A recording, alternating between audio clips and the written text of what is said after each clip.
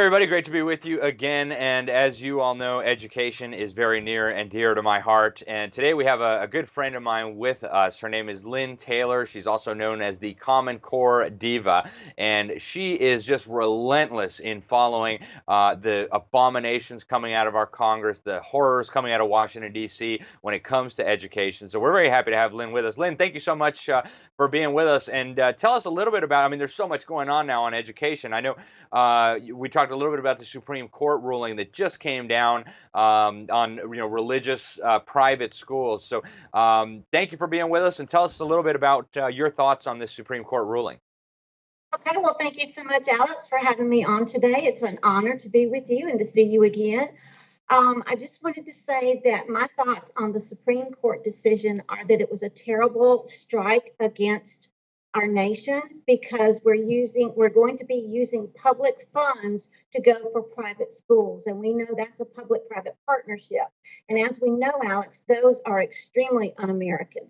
And so it also concerns me that you have the restrictions from the government about what goes on in religious schools and religious activities. And we're seeing more and more attacks on Christianity. So my concern is with this global push that we're seeing towards anything that is un-American, what does this mean for education in those religious schools? It also means that those education savings accounts that are nothing but just loaded data mine, they're nothing but data mining our kids through where the funds go. And so that's another concern. So it's very, very troubling that we're seeing such un-American practices for pay for success now be attached to private education. And how is this going to impact our homeschooling as well?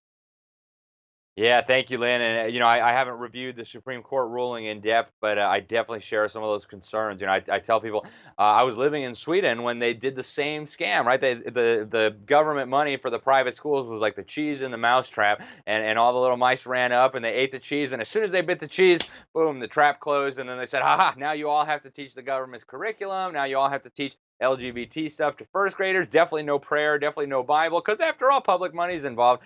So I share some of those concerns big time. I know that there have been some people saying that this ruling is very, very narrow. It's not a voucher program. They're not going to start giving tax money to private religious schools. All it is like a way to deduct something from your taxes. So, it'll be interesting to see what the fallout is from this. But I definitely share those concerns, Lynn. And I'm right now reaching out to experts to try to figure out what the deal is. But, it's happening in Florida already, Lynn.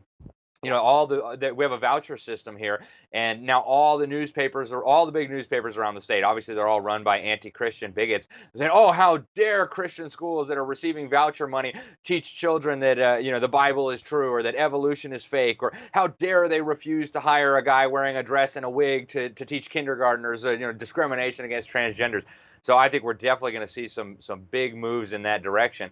And that may be the end of our independent private Christian schools, except maybe the ones that refuse to take government money. So I Well, definitely share those concerns, Lynn. Go ahead. no, that's true. But also, we've got a lot of churches who are taking federal funds. And so we have to be careful about this. I know with this particular decision, it's going to help bring in those freedom scholarships that DeVos and Trump have been, wanting to put into action. And those are what we call poison carrot sticks, because it dangles, kind of like you were saying with the mouse and the cheese, it dangles this illusion of freedom in front of the parent.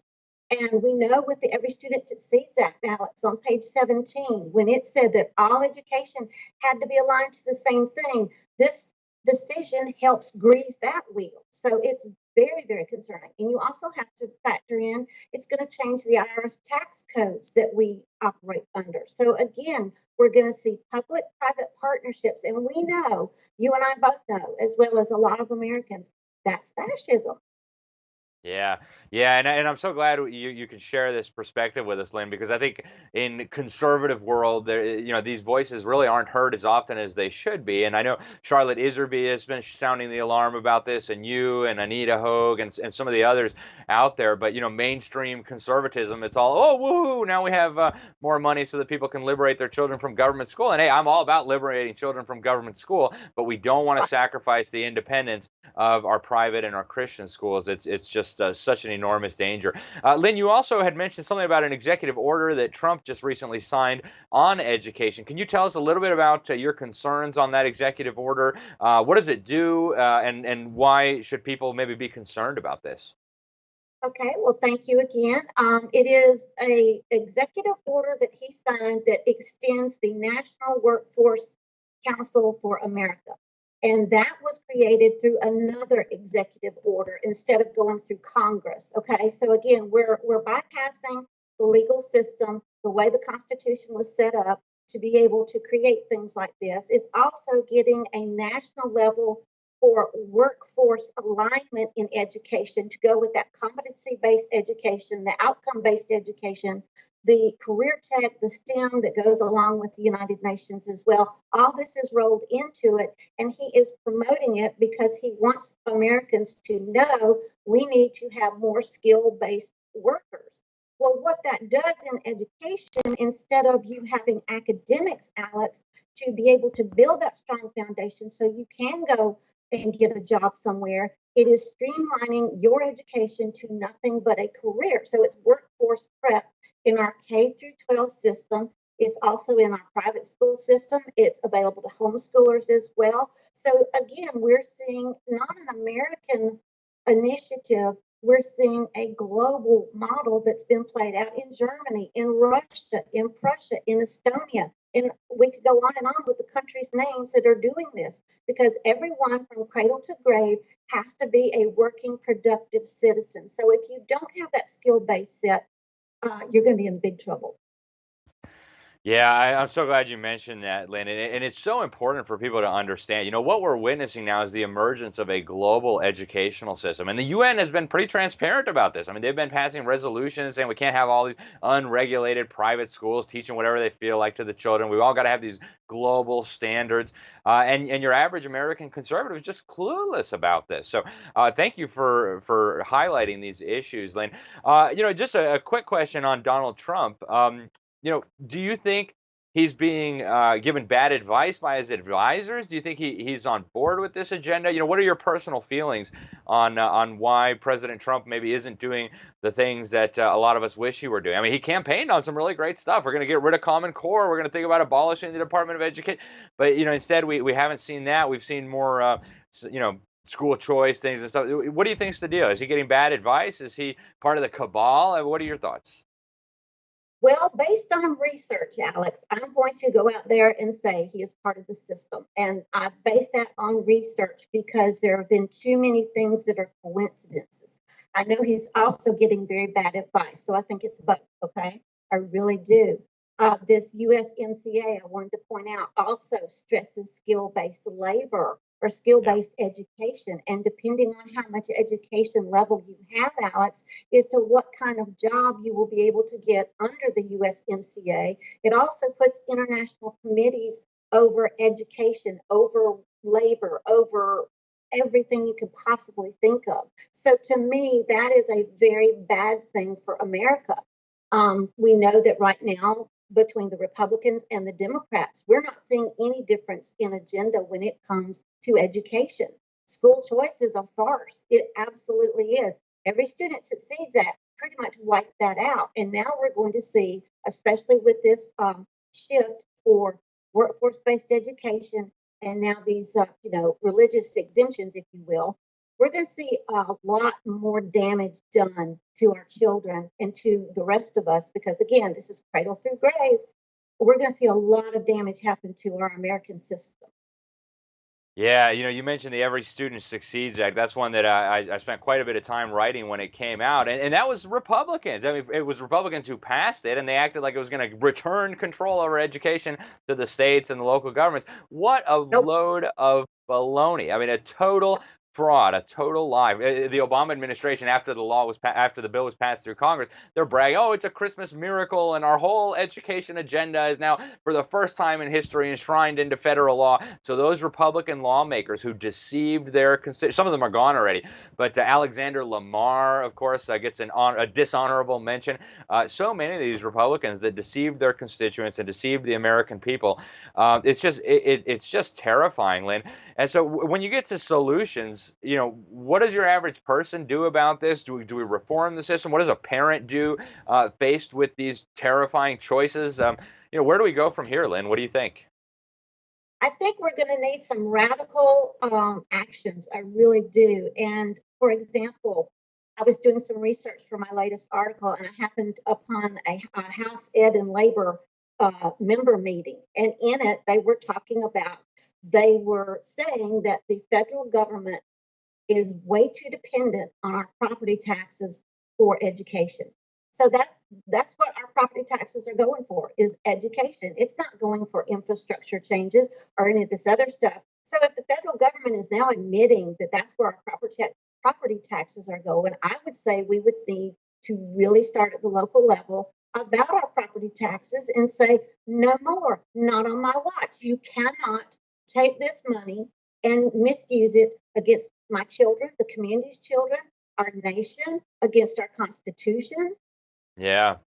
It's quite the situation we find ourselves in, Lynn. And so, on this Common Core issue, I know Secretary of Education Betsy DeVos has said repeatedly that Common Core is not an issue anymore. Common Core is not around anymore. I mean, as far as I'm concerned, that's a bald-faced lie. But in your experience, you're the Common Core diva. Is Common Core really gone? Should parents still be concerned about Common Core? And what are some of the problems with it in the last 3 or 4 minutes that we have left, Lynn? Sure. Okay. Yeah. Common Core is still alive and thriving. It's increasing every single day. It's dumbing down more and more children. It's now in higher education as well. It's in the career tech high schools that we're seeing in our communities. It's in our libraries. It's in our museums. It is everywhere we go.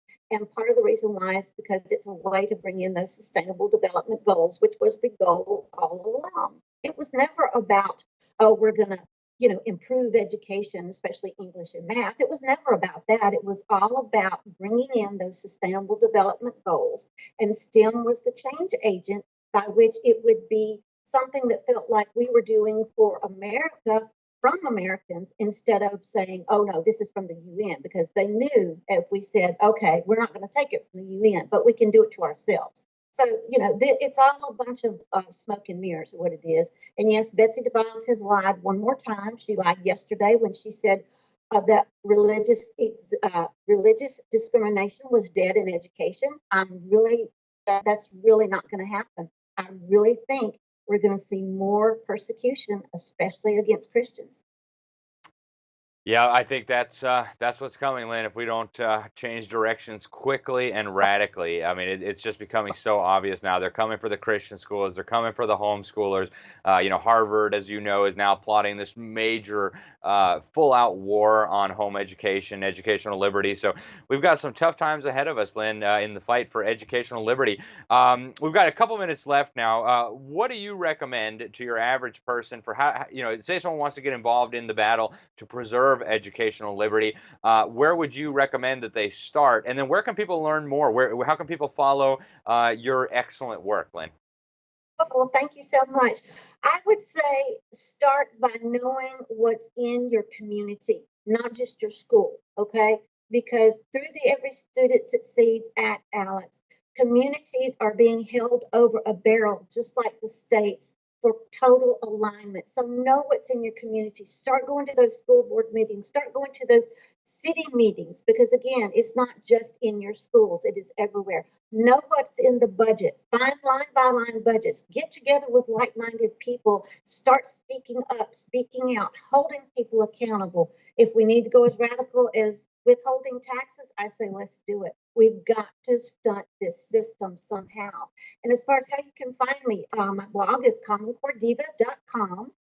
I also have a donate button, so if anyone feels so led that they would like to financially contribute to my work, because I do not make money at what I do. This is a gift of love to my nation and for the Lord's glory. You can also find me on Twitter at Common Core Diva. Parler is brand new, and that's at CC Diva. You can find me on Facebook, Common Core Diva, or U.S. Parent Call to Action. I'm on localactivist.org, on MeWe, and finally, USA.life. Excellent, Lynn. Thank you so much for everything you're doing. Thank you for your dedication to our children, to our nation, to God. It's so important. I wish we had a whole lot more people in America like you with that kind of passion. So thank you, Lynn. Folks out there, you heard it. Lynn has given us a lot to think about. We have some very serious problems we're going to have to deal with, and this is not just a minor issue. Education, as you guys know, transcends all of it. I mean, if we hope to maintain our free constitutional republic, it's going to have to involve dealing with education, folks. So go check out Lynn's blog and her social media presence. Make sure you like, share, subscribe this video, hit that little bell so that you'll get notified when we put out new videos. Thank you all once again, and God bless.